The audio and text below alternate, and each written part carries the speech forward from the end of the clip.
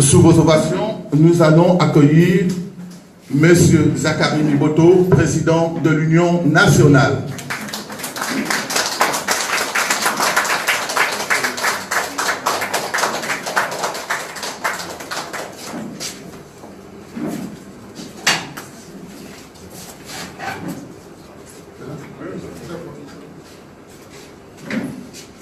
Merci de bien vouloir vous asseoir.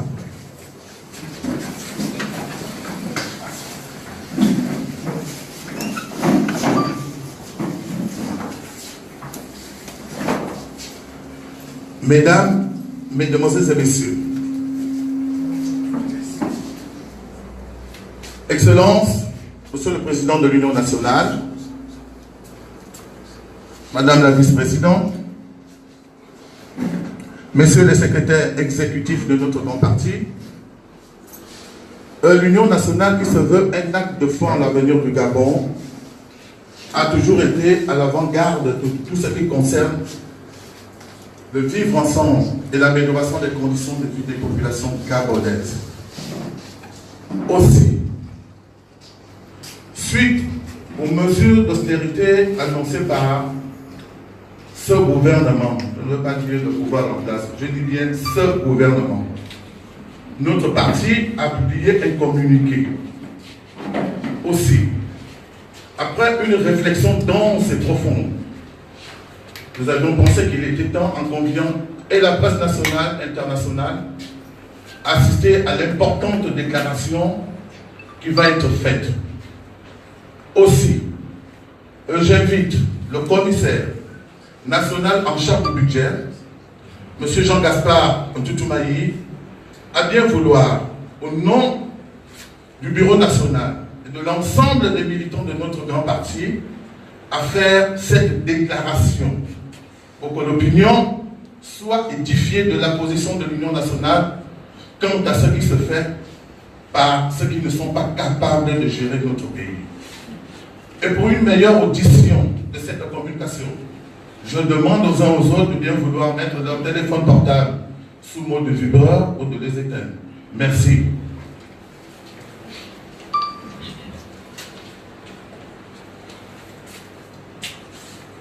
Bonjour à tous et toutes.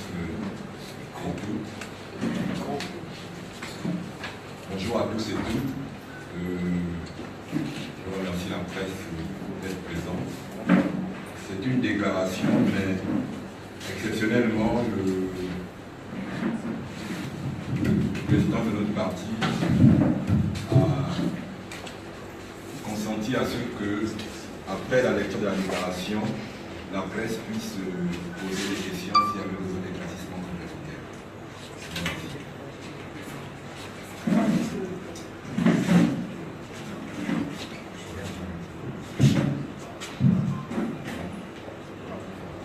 C'est bon pour commencer? Oui, merci. Mesdames et messieurs, le 21 juin 2018, le Conseil des ministres a adopté un projet de loi des finances rectificative.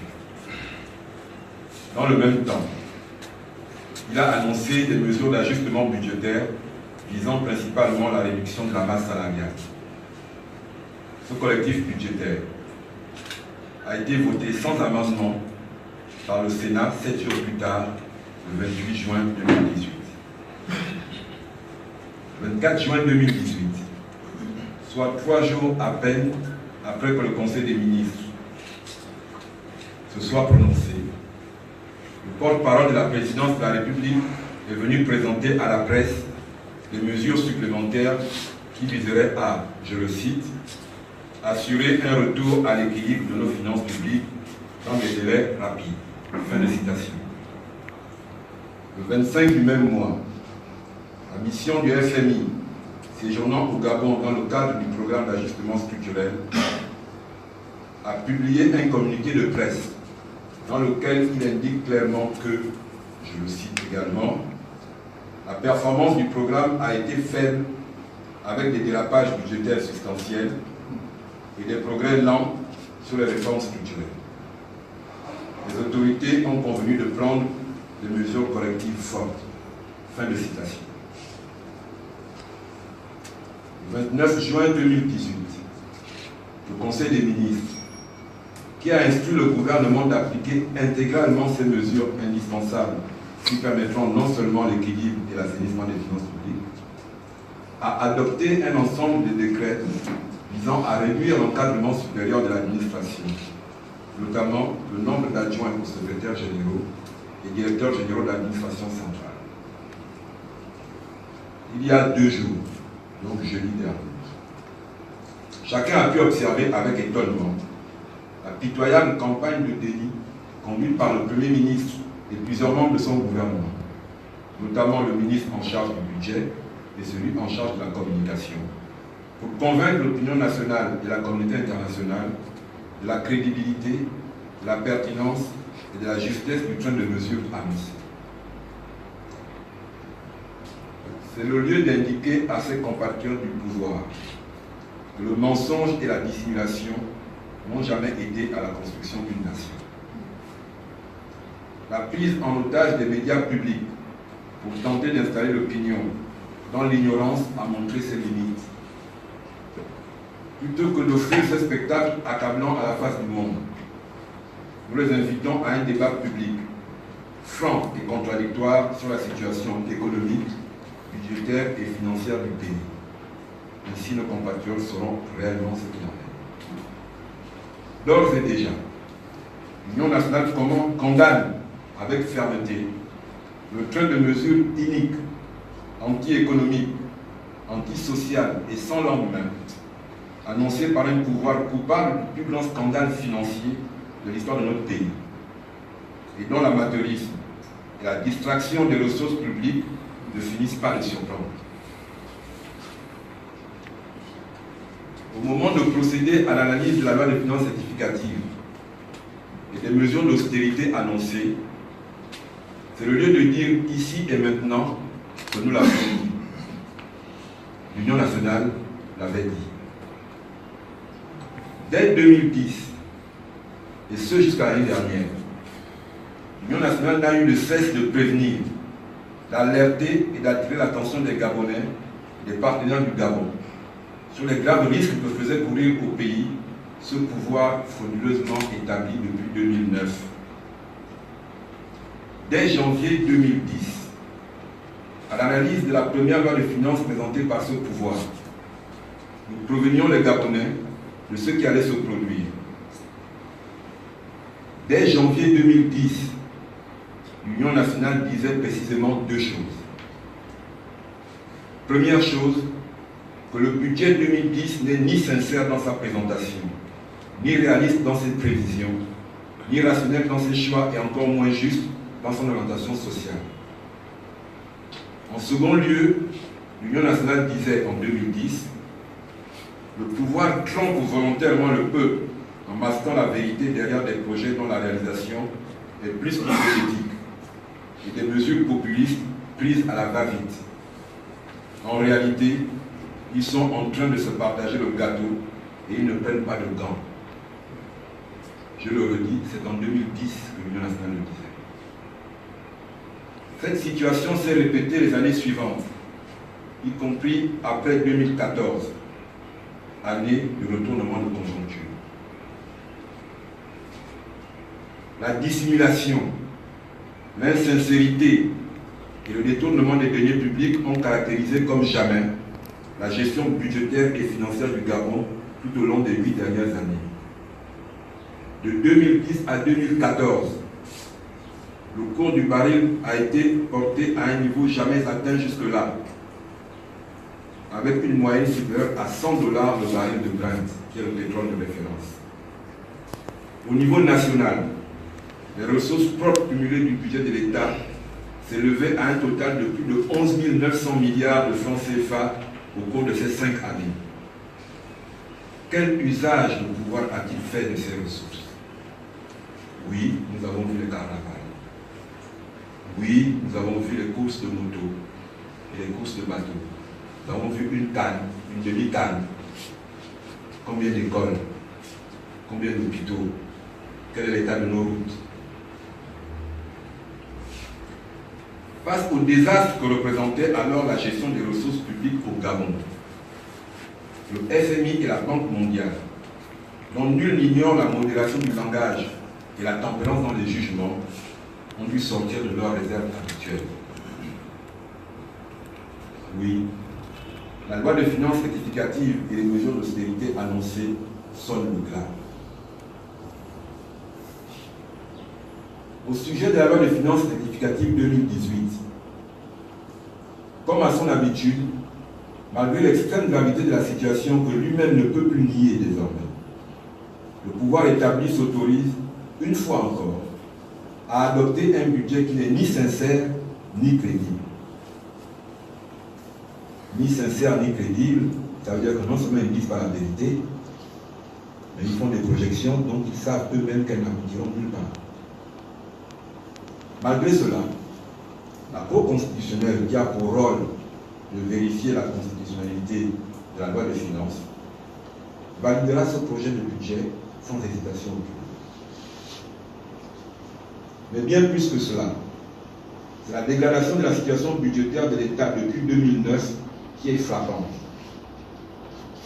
De cette comparaison entre 2009 et aujourd'hui, on retiendra principalement les données suivantes. En matière de recettes publiques, de 2009 à 2018, les ressources propres du budget de l'État, c'est-à-dire les impôts et les ressources du patrimoine de l'État, ont chuté de 21%.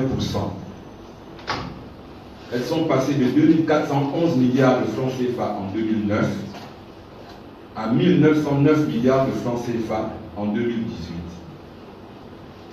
Sur la même période, la richesse du Gabon, donc son produit intérieur brut, a augmenté de 58%, passant de 5 485 milliards de francs CFA en 2009 à 8 665 milliards de francs CFA en 2018.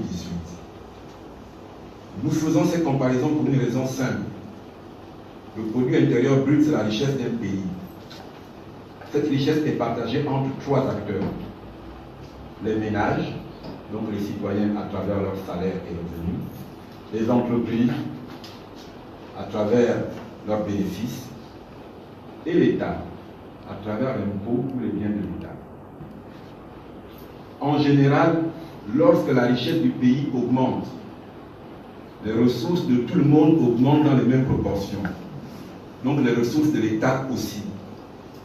Et quand la richesse du pays baisse, on comprend que les ressources de l'État baissent, les ressources des ménages baissent, les ressources de l'entreprise baissent. Au Gabon, la richesse a augmenté de 60% quasiment, mais les ressources de l'État ont baissé de 20%. J'ai pris la peine de vérifier dans tous les pays de l'UEMOA et de la CEMAC. Ça n'existe pas, il n'y a qu'au Gabon. Ainsi donc, alors qu'en 2009, les ressources propres du budget de l'État représentaient 44% de la richesse nationale, comme je disais tout à l'heure, la part que l'État avait dans la richesse nationale était de 44% en 2009. En 2018, on tombe à 22%. La part que l'État doit prendre dans la richesse est passée de 44% à 22%. Les deux autres acteurs, les ménages et les entreprises, ont pris la plus grosse part. Et quand on connaît la situation des ménages ici, on peut deviner aisément que c'est la part des entreprises dans la richesse nationale qui a augmenté de manière surprenante. Nous reviendrons là-dessus.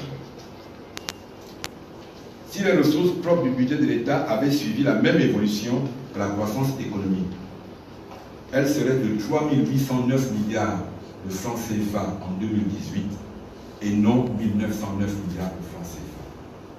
C'est-à-dire qu'il n'y a que la moitié. La mobilisation des ressources propres est donc en 2018 2 fois inférieure à ce qu'elle aurait dû être. En 2009, les ressources d'emprunt d'un montant total de 114,6 milliards de francs CFA ne représentaient que 3% du total des ressources du budget de l'État. En 2018, les emprunts représentent désormais 690 milliards de francs CFA, soit 27% du total des ressources du budget de l'État. Et ces emprunts, qui en 2009 ne finançaient exclusivement que les investissements publics, sont en 2018 nécessaires au financement du fonctionnement de l'État, y compris pour le paiement des salaires et le remboursement de la dette. On s'endette pour payer nos salaires, on s'endette pour rembourser la dette.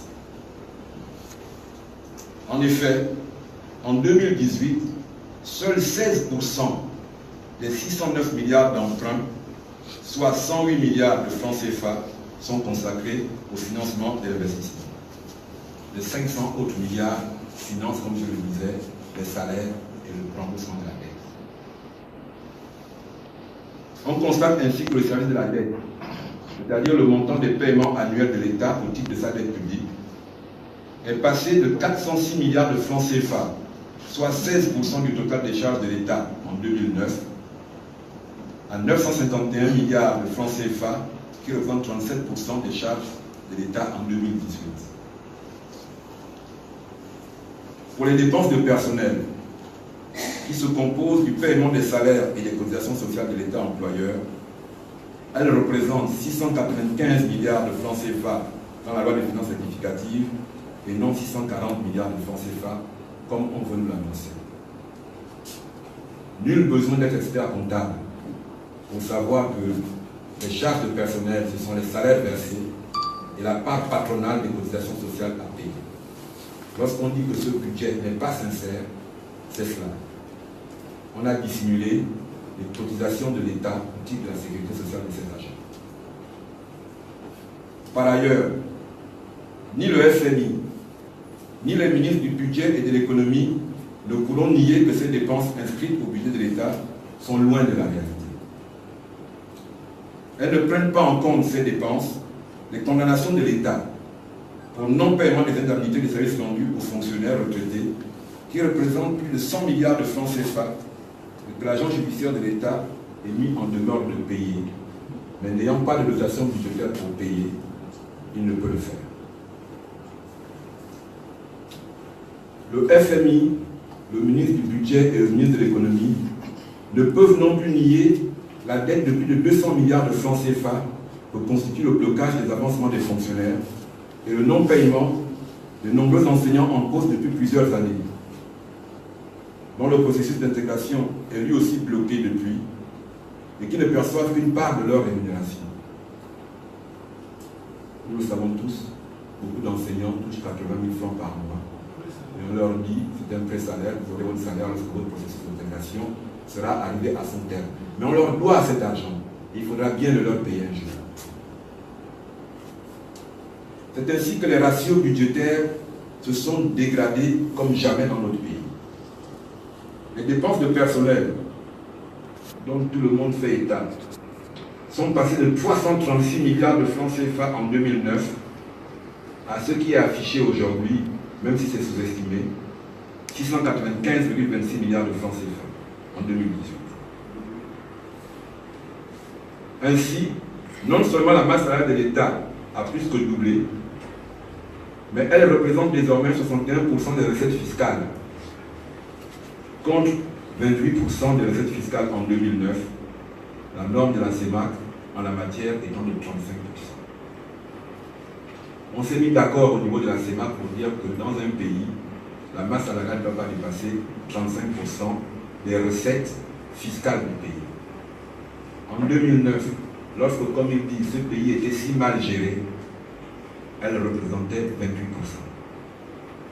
Donc, l'État avait 7% de marge. Aujourd'hui, nous sommes à 61%. Le service de la dette, qui ne représentait que 16,62% des ressources propres du budget de l'État en 2009, absorbe cette année 49,82, disons 50%, donc la moitié des ressources propres du budget de l'État. Et alors qu'en 2009, les ressources propres du budget de l'État permettaient de couvrir 97% des charges, en 2018, elles ne permettent de couvrir que 74,64% des charges. Pourtant, le montant des charges du budget a peu varié. Il est passé de 2485 milliards en 2009 à 2558 milliards en 2018. Il faut qu'on soit précis dessus. En 2009, en bon père de famille, l'État dépensait l'argent qu'il avait. Ses dépenses représentaient 97% moins de ses ressources. Il avait juste 3% d'emprunt pour financer quelques projets. En 2018, le quart de nos dépenses repose sur la nécessité d'emprunter de l'argent. La crise budgétaire actuelle, qu'apparemment certains s'entêtent à vouloir nier, contrairement à ce que l'on tente de faire croire aux Gabonais, est une crise de la mobilisation des ressources budgétaires et non une crise liée à la croissance de la dépense publique. Je le disais tout à l'heure, de 2009 à 2018, la dépense publique est passée de 2485 à 2558 milliards, c'est-à-dire à peine 65 milliards d'augmentation. Elle a peu augmenté. Le vrai problème dans notre pays, c'est qu'il manque près de 2000 milliards de recettes. C'est cela le vrai problème. En 2009, les dépenses de personnel représentaient 14% des ressources propres du budget de l'État.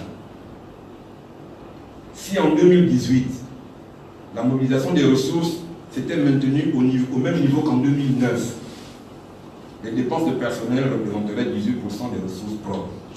On ne parlerait pas du poids de la masse salariale. Si on avait mobilisé les ressources comme il se doit, ça ne serait que 18%. Aujourd'hui, malheureusement, la masse salariale absorbe 36%, parce qu'il n'y a pas assez de ressources. Cette faible mobilisation des ressources propres a trois causes principales, et il faut le dire. Oui, on traite un problème par les causes et non par les conséquences. La première cause, c'est la crise dans les régies financières depuis 2014. Ali Bongo emporte directement l'entière responsabilité. Pour des raisons de haine et de populisme, il a voulu, sans concertation aucune, sans précaution aucune, supprimer les fonds communs. Cela a désorganisé nos administrations financières, a provoqué une crise qui perdure jusqu'à maintenant et on en paye le prix en termes de manque de ressources. Parce que deux phénomènes se sont installés dans les régies financières. Le premier, c'est le découragement. Le deuxième, c'est la corruption. Et celui qui paye, c'est l'État. La deuxième cause, ce sont les exonérations fiscales exorbitantes qui sont accordées aux entreprises amies du pouvoir. Il y a quelques semaines, ceux qui étaient à l'hôtel Radisson ont suivi la présentation d'une étude sur les grandes performances d'une entreprise qui, nous dit-on, emploie un Gabonais sur 5 dans le secteur privé. C'est bien, mais cette entreprise ne paye aucun impôt. Donc n'apporte rien au budget de l'État. Et si toutes les entreprises devaient faire comme elle, le budget serait à 0 francs. Parce que ce sont les impôts qui financent le budget de l'État. Et quand on s'organise à avoir des entreprises qui ne payent pas d'impôts, ça a un coût pour le pays. La troisième cause, c'est la captation par la présidence de la République des revenus des ressources pétrolières du pays, notamment à travers la Société nationale du pétrole, la fameuse GOC, Gabon Oil Company, qui gère tout le pétrole du Gabon, depuis l'exploration, production, jusqu'à la distribution, puisque maintenant même le carburant passe par chez nous. Au sujet des mesures d'austérité qui ont été annoncées, c'est dans ce cadre que le Conseil des ministres du 21 juin 2018 a annoncé un ensemble de mesures d'austérité présentées comme nécessaires au redressement des finances publiques. Ces mesures concernent principalement la réduction de la masse salariale, dans laquelle la loi des finances rectificative 2018 annonce une baisse de 68,94 milliards. Le Conseil des ministres du 28 juin 2018 a poursuivi dans la même lancée. Concernant les mesures de réduction de la masse salariale, le gouvernement laisse ainsi entendre que ces mesures, qui ne seront applicables que pour les 6 derniers mois de l'année, sous réserve qu'elles soient faisables, permettront de réaliser une économie de près de 70 milliards de francs CFA sur 6 mois, soit pas loin de 140 milliards de francs CFA en année pleine. Cela est tout simplement irréaliste. Et quand on parle de budget qui n'est pas crédible, on est en plein dedans. Et le ministre du Budget et de l'Économie ne peut venir, surtout le ministre de l'Économie. Au nombre des mesures annoncées figure, je les cite, la mise sous compte de caisse des agents publics dès la fin du mois de juillet, afin de s'assurer de la présence effective des agents et leur reconnaissance par leurs responsables hiérarchiques. Fin de citation. On peut se demander pourquoi le FMI ne commencerait-il pas par demander au pouvoir de présenter aux Gabonais le rapport de l'audit des fonctionnaires réalisé en 2010 à grand renfort comme maintenant de communication et qui a coûté plusieurs milliards de francs CFA aux contribuables gabonais. Et de quel agent public est-il question ici exactement? Est-ce que le pouvoir voudrait nous faire croire que le 25 juillet prochain, les 105 640 agents de l'État, c'est leur nombre, ceux des forces de défense et de sécurité, comme les civils, devront se présenter auprès de leur service des ressources humaines pour récupérer leur bon de caisse, puis devant les guichets du Trésor public pour percevoir leur solde. Parce que c'est facile d'annoncer une mesure, après il faut que chacun comprenne ce qu'elle induit. Donc le 25, tous les policiers du Gabon, tous les gendarmes, tous les militaires, toute la GR vont aller chez eux, prendre leur bon de caisse et aller au Trésor. Tous les enseignants, pareil. Même l'agent du guichet du Trésor, qui doit payer, doit aller chercher son bon de caisse pour venir toucher son bon de caisse. C'est ce qui va se passer le 25 juillet. Demande à voir. Comment comprendre aussi que l'on puisse, dans la situation actuelle de crise économique, priver le système bancaire de plus de 50 milliards de trésorerie? Le fait que les salaires soient payés sur les comptes bancaires permet aux banques de disposer de trésorerie. La masse salariale, c'est 60 milliards par mois. Il y a un peu plus de 50 milliards qui sont virés dans les comptes bancaires. Donc les banques vont manquer de trésorerie. Elles ne pourront plus jouer leur rôle d'acteur économique dans le pays pendant ce moment.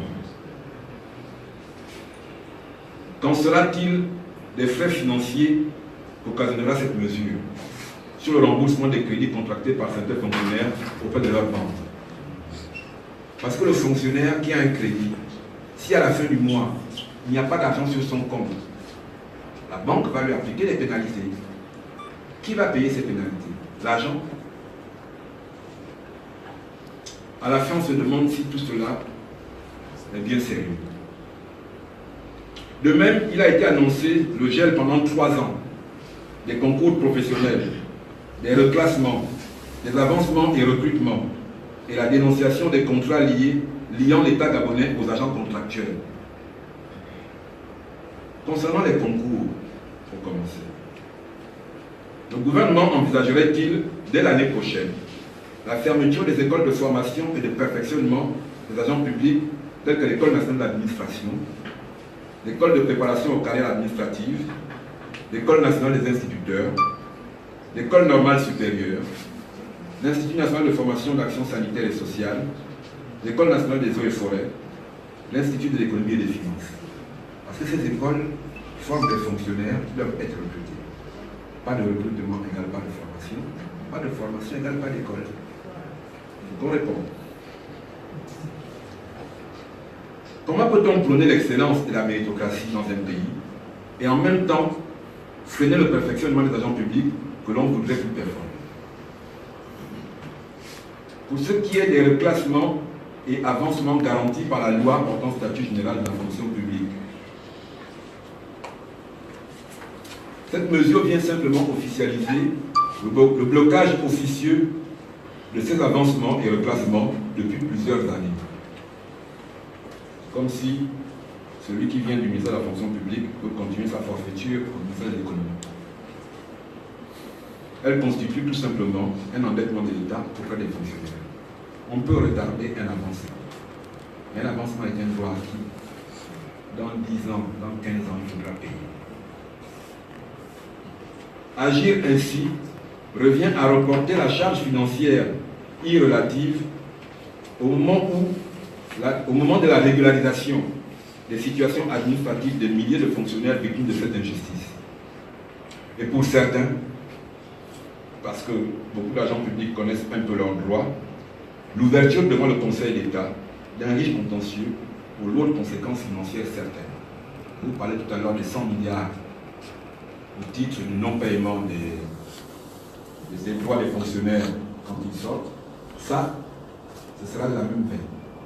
Il va falloir que les avocats de l'État se préparent. Concernant le gel des recrutements et la dénonciation des contrats de contractuels de l'État et leur mise en retraite immédiate. Comment le gouvernement compte-t-il, par une telle mesure, combler le déficit en personnel, même soit décrié dans les secteurs aussi importants que l'enseignement et la santé, lorsque les statistiques renseignent que le taux de croissance de la population scolaire est de l'ordre de 10% par an dans tous les cycles. L'on voudrait transformer les hôpitaux en véritables mouroirs, enterrer l'école et hypothéquer à jamais l'avenir de la jeunesse, qu'on ne s'y prendrait pas autrement. Tout se passe comme si l'objectif était de détruire le système éducatif et le système de santé du Gabon. En n'épargnant pas ces secteurs de ces mesures, le gouvernement se place en parfaite contradiction avec son discours populiste, évoquant une prétendue volonté d'améliorer les conditions de vie des Gabonais. Cette année, ce sont plus de 23 000 jeunes qui se présentent au baccalauréat et plus de 15 000 sortiront des universités et grandes écoles. Est-ce ainsi que l'on va améliorer la formation de notre jeunesse et préparer leur insertion dans la vie active? Ce gel des recrutements, alors qu'on annonce des mises en retraite et des dénonciations systématiques des contrats de certains agents, oblige l'Union nationale à s'interroger sur le sort que le gouvernement entend réserver, 3 ans durant, aux nombreux étudiants en fin de cycle dans les universités et grandes écoles du Gabon et à l'extérieur. Pour tous ces jeunes qui sortiront des universités, c'est le chômage assuré. Dès lors que les entreprises, du fait d'une dette abyssale de l'État, ne peuvent plus embaucher, qu'aucune vraie politique d'entrepreneuriat n'a été mise en place et que les banques qui auraient pu accompagner cette politique sont frileuses à accorder des crédits sans garantie aux primo-entrepreneurs. Paradoxalement, le pouvoir ne se gêne pas dans le même temps de conserver, notamment à la présidence de la République et à la primature, une pléthore de collaborateurs du chef de l'État et du Premier ministre émergeant en solde fonctionnel. Il s'agit de 247 à la présidence, 117 à la primature, qui sont des collaborateurs de cabinet au-delà même du reste du personnel de ces deux institutions. De même qu'un gouvernement d'une quarantaine de membres, tout en prétextant être engagé à réduire le budget de l'État. Plus largement, tout se passe comme si c'était les agents de l'État et leur rémunération qui étaient responsables de la situation de faillite dans laquelle notre pays a été plongé du fait d'une gestion aventureuse qui a vu se constituer des fortunes personnelles au détriment de l'intérêt général. Oui, notre pays, nous le maintenons, est dans une situation de faillite, même si, à la différence d'une entreprise, un pays ne ferme pas ses portes. Il n'en est rien. L'Union nationale dénonce et condamne la légèreté et l'amateurisme qui, face à une situation aussi grave, caractérise les réponses du pouvoir établi, assisté, et nous le déplorons, de la mission du Fonds monétaire international.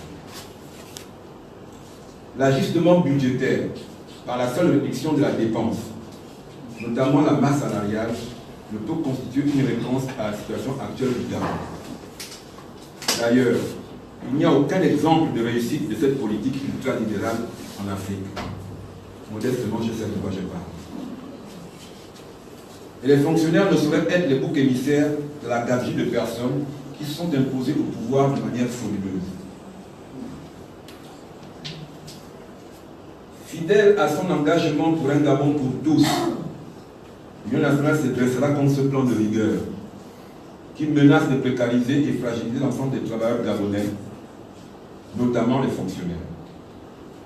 Aujourd'hui plus qu'hier, nous disons à l'Union nationale que ses compatriotes, intéressés par tout moyen à constituer des fortunes personnelles, qui se sont convertis en dirigeants politiques, ne sont pas qualifiés pour conduire les réformes annoncées.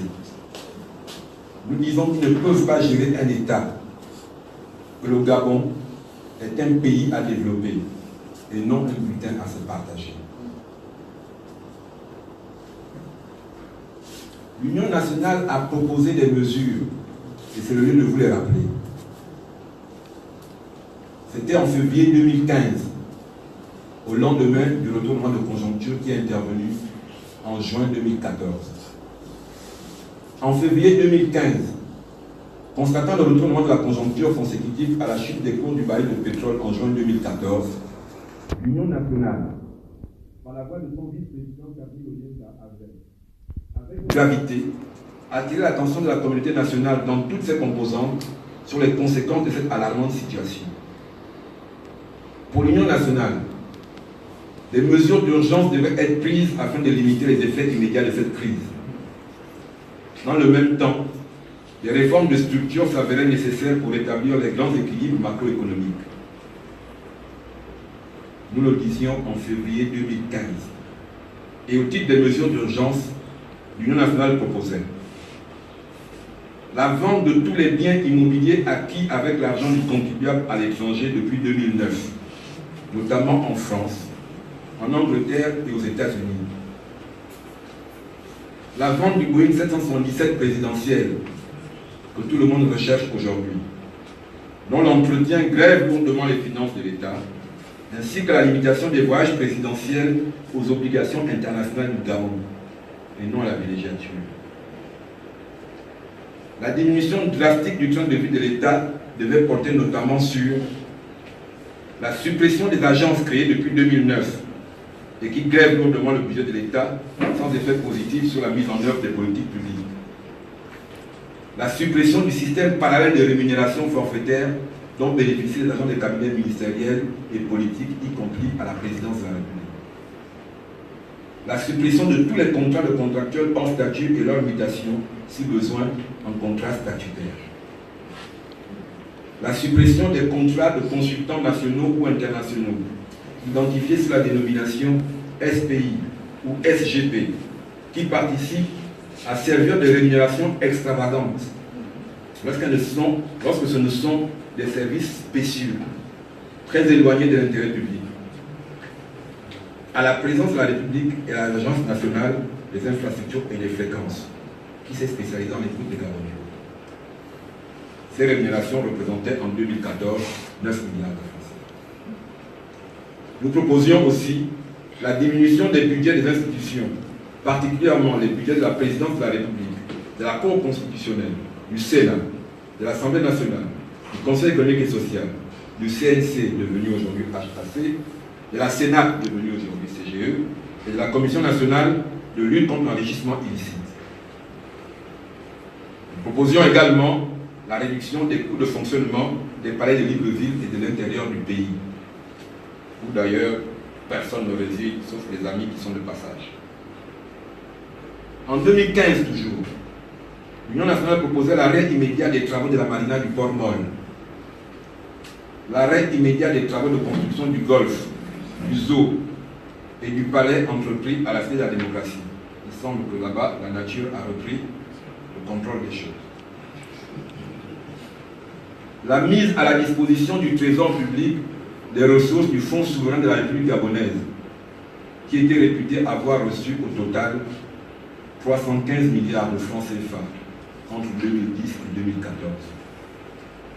La mise à la disposition du trésor public de 450 milliards de francs CFA de l'emprunt obligataire de 2013. Parce qu'au Gabon, même les emprunts, on les détourne. Identification exhaustive des avoirs de l'État à la Banque centrale, dans les banques commerciales nationales et dans les banques à l'extérieur du Gabon. Le retour à l'unité de caisse de l'État et la fin de l'utilisation des procédures de paiement des créances de l'État par des tiers autres que la Banque centrale. Les banques commerciales n'ont pas vocation à être la banque de l'État. La banque de l'État, c'est le Trésor, et la banque du Trésor, c'est la Banque centrale. L'Union nationale proposait aussi des réformes de structure. Nous préconisions la réalisation de l'audit du financement des structures sanitaires publiques afin de prendre en compte la contribution de l'assurance maladie dans le financement public de la santé. La sécurisation de l'entretien routier afin de préserver l'entretien du patrimoine routier national. La nationale 1 entre Libreville et Congo par elle-même. l'audit des gestions 2010 à 2014 par la Cour des comptes, afin d'instruire la communauté nationale sur l'utilisation des 11 900 milliards de francs CFA de ressources propres et les 2 218 milliards de francs CFA de ressources d'emprunt dont a disposé le pouvoir au cours de la période 2010-2014. À cette démarche responsable de l'Union nationale, le pouvoir établi opposa le déni et la fuite en avant. Ce sont les mêmes arguments que j'ai entendus à 2 jours. La croissance est positive, tout va bien. Il y a un an, à la lecture du projet de loi de finances rectificative pour l'exercice 2017, l'Union nationale était parvenue à la conclusion que le Gabon se trouvait désormais en situation de faillite, et nous le maintenons. Chacun a encore en mémoire la réponse du pouvoir établi, la réplique de l'Union nationale et le silence qui a suivi. Ainsi donc, au cours des 8 dernières années, notre formation politique, l'Union nationale, n'a eu de cesse d'alerter l'opinion et les partenaires du Gabon sur le drame qui se produisait au vu et au su du Parlement et des institutions financières internationales. Une chose est certaine, ce n'est pas un hasard si en 2009, comme en 2016, le peuple gabonais a refusé de confier son destin au PDG et au candidat qu'il présentait à l'élection présidentielle. Les faits lui donnent raison. Ce pouvoir montre qu'il n'est pas au service du Gabon et des Gabonais et qu'il n'est pas capable de répondre aux attentes du pays. Le dessin macabre de cette équipe qui s'est imposée au pouvoir par la force des armes et au plus puissant des Gabonais est maintenant clair. Par ces mesures, ils ont décidé d'achever le travail de destruction du Gabon qu'ils avaient entamé en 2009. À la crise politique et institutionnelle, ils avaient déjà ajouté la crise économique et financière, ainsi que ses conséquences sociales. Aujourd'hui, pour achever leur œuvre, ils nous servent une cure d'austérité qu'ils se gardent bien de s'appliquer à eux-mêmes. L'amateurisme, qui est réel, ne saurait à lui seul expliquer cela. À l'Union nationale, nous nous interrogeons avec gravité. Nous nous demandons s'il ne s'agit pas d'une entreprise consciente qui vise à déstructurer totalement notre pays et à la servir. Car ni la cupidité, ni l'incompétence ne peuvent seuls expliquer l'état dans lequel ils ont mis notre pays. Seul le manque de patriotisme et la haine du Gabon peuvent expliquer cela.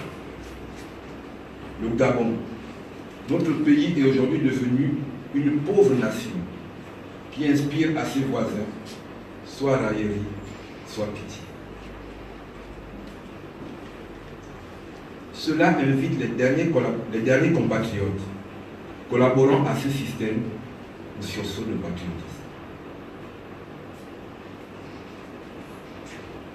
Pendant des années, notre parti a tiré la sonnette d'alarme. Pendant ce temps, on a joué. Ils ont joué. Et maintenant, c'est aux petits fonctionnaires de payer pour que ces messieurs et dames continuent à mener grand train en Angleterre. C'est à l'étudiant de payer pour qu'il continue à considérer Londres comme une banlieue de Libreville en l'entretenant. Aux frais du contribuable, jet privé, équipage et personnel domestique. C'est à la femme du marché de payer pour qu'il puisse continuer à sabrer le champagne à travers le monde. C'est aux jeunes diplômés de rester à la maison ou de s'exiler loin de son pays pendant qu'ils installent à la tête des services publics sans pudeur aucune leurs amis, souvent sans référence d'ailleurs. Soutenu à tort par le FMI, cet ajustement structurel n'est pas la réponse à la situation actuelle. En aucune manière, il ne permettra d'assainir les finances publiques. Bien au contraire, il achèvera de déconstruire l'administration centrale et plongera l'ensemble du tissu social dans une crise aux conséquences incalculables. Ce plan de rigueur, parce que c'est de cela qu'il s'agit, qui touche les uns et épargne les autres, et toujours les mêmes, est une source d'injustice sociale que l'Union nationale ne saurait tolérer. Comme souvent, ce sont les populations les plus vulnérables qui seront les principales victimes de ces ajustements budgétaires qui se limitent à la contraction de la dépense publique sans jamais envisager un instant l'accroissement des ressources. Après les salaires des fonctionnaires, on connaît le système. Ce sont les dépenses de santé ou d'éducation qui devront faire l'objet d'ajustement. Dès à présent, l'Union nationale s'engage aux côtés des Gabonaises et des Gabonais et de l'ensemble des forces sociales. Aux côtés de tous, l'Union nationale travaillera pour aller au-delà de ces mesures populistes, dangereuses et porteuses d'incertitude. Par sa mobilisation, l'Union nationale veut inviter l'ensemble des partenaires du Gabon à ne pas se tromper de diagnostic, car la crise actuelle n'est pas financière. C'est une crise de gouvernance. Disons-le, c'est une crise de régime. Oui, c'est ce régime et celui qui l'incarne qui confirme à la face du monde son incompétence et son amateurisme. Comme par hasard, ces mesures insoutenables sont portées et soutenues par le gouvernement qui s'emploie laborieusement à les présenter comme salutaires. Les Gabonais doivent être heureux de devenir un peu plus pauvres. L'Assemblée sénatoriale, dont on comprend qu'elle a été dotée de la totalité du pouvoir législatif pour le confort du régime, n'a pas eu besoin de plus de 2 jours pour se prononcer sur tout ça. Et la Cour constitutionnelle, qui continue d'affirmer sa fonction de régent du pouvoir établi, laissera passer tout cela si ce n'est déjà fait. Les Gabonais peuvent désormais comprendre ce que visait la décision de la Cour constitutionnelle du 30 avril 2018 qui a dissous l'Assemblée nationale et installé le Sénat dans le plein pouvoir législatif. La dissolution de l'Assemblée nationale et le transfert de la totalité des pouvoirs législatifs au Sénat, transformé pour la circonstance, comme je le disais, en Assemblée sénatoriale, ont consacré comme jamais le déni de démocratie dans notre pays. Dans cette situation, dont l'extrême gravité n'échappe à personne, le Gabon ne peut faire l'économie d'une véritable Assemblée nationale. Une Assemblée nationale acquise aux principes démocratiques. Une Assemblée nationale qui disposera de la légitimité, donc de l'autorité politique nécessaire pour ouvrir le débat sur la situation de crise dans laquelle le pays est plongé et opérer, au nom du peuple souverain, les meilleurs choix. Il y a urgence. L'Assemblée sénatoriale vient de confirmer ses limites.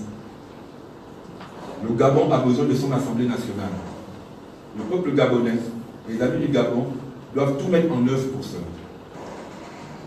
C'est à cette condition, et à elle seule, que nous retisserons les fils de la confiance pour permettre aux Gabonais d'entamer l'œuvre de reconstruction nationale.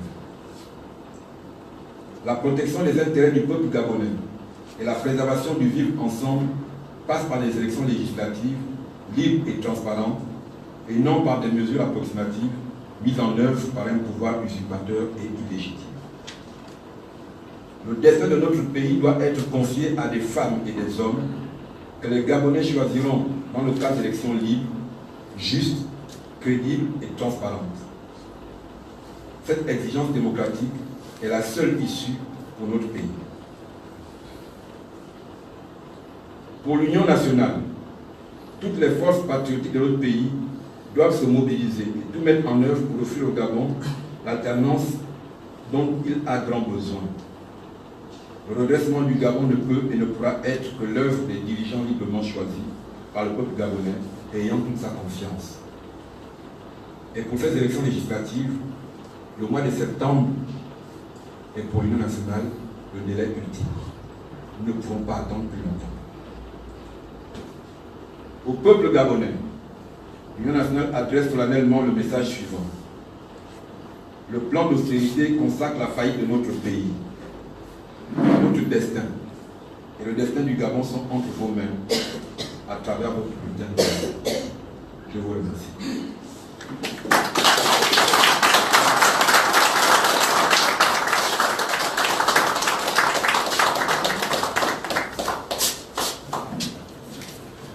Bon, si vous avez des questions à poser, je m'adresse à la presse.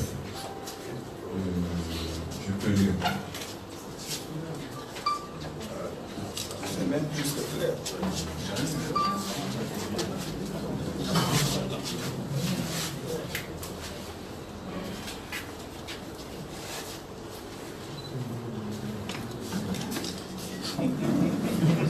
C'est trop tard.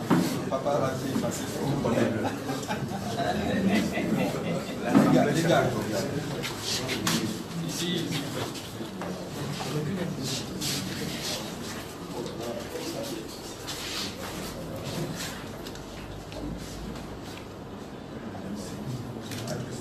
Ok, pas de questions? C'est plus clair avant. Ok.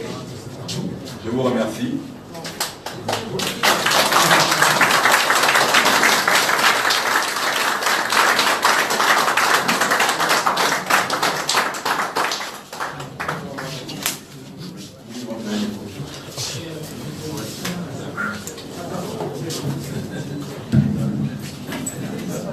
Mesdames, Mesdemoiselles,